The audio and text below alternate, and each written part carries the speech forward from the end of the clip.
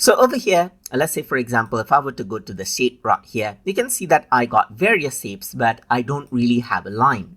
But if you want to go ahead and make a straight line, let's say for example, then what you can actually do is you can go around over here onto the pen tool. Choose any pen tool as you wish right here, like highlighter, and then draw a straight line. But there is no straight line, so you can see that I can squiggle things around. So to make it straight, all you need to do is go ahead and hold Shift on your keyboard, and then what happens is that you get a straight line right here. So just hold Shift and click and drag, and then you get a straight line right here, just like this. So that is how you can simply go ahead and draw out straight lines as you want. So you can go ahead and do this with any pen tool and any color. Hold Shift and then go ahead and click and drag, and then you get a straight line right here.